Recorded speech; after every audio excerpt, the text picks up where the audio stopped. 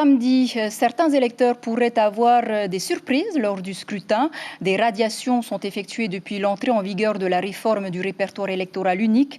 À Papeete, par exemple, 2195 électeurs ont été radiés. Une mesure destinée à clarifier les listes et l'état civil. Pas d'inquiétude pour autant, car les électeurs munis de documents d'identité pourront voter malgré tout. Caroline Fari, Marcel Bonou.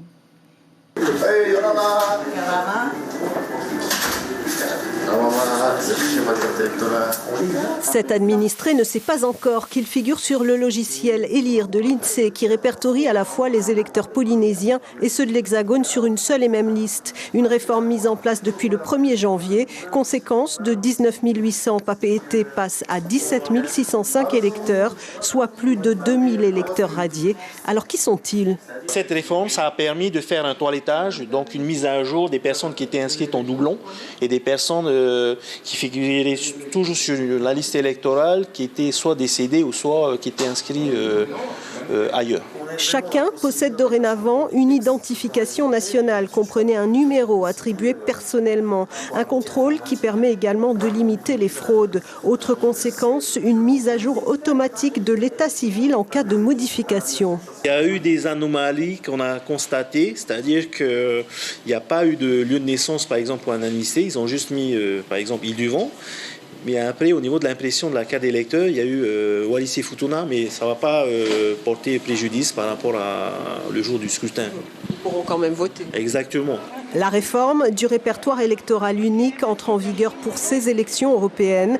Elle sera valable pour tous les futurs scrutins. Voilà, et les électeurs pourront tout de même voter s'ils peuvent justifier de leur identité et de leur lieu de résidence.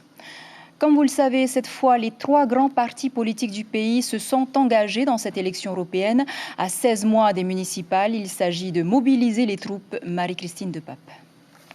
Ce scrutin est un test national à mi-mandat pour Emmanuel Macron. Il ne représente pas un enjeu politique de premier plan en Polynésie. Pour les 3 grands partis du Fénois, les européennes sont une rampe de lancement pour les municipales de 2020. Il s'agit avant tout de mobiliser leurs troupes et leur électorat. Le scrutin de samedi est un nouveau match à distance entre le Tauera et le Tapura. En 2014, le parti Orange avait appelé au boycott. Cette fois, il soutient la liste des Républicains. Gaston Floss renoue avec sa famille d'origine, après en avoir été exclu et soutenu la candidate Marine Le Pen à la présidentielle. Le choix du Tapura, c'est la liste de La République En Marche. Thierry Alpha est 34e en position non éligible. Le choix est avant tout pragmatique. Dans les sondages, les marcheurs font partie du peloton de tête. Leurs voix vont par conséquent compter au sein du Parlement européen et du Conseil de l'Europe.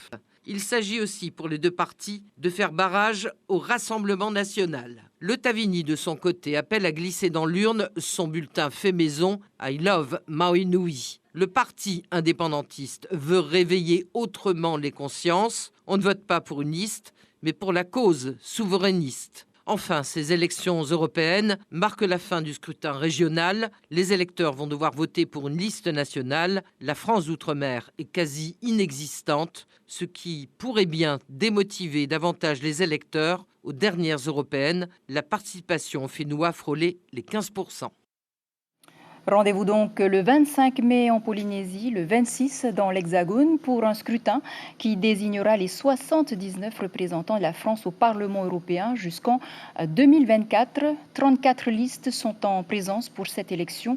Vous voyez apparaître ces listes à l'écran, mais la plupart ne seront pas représentées localement.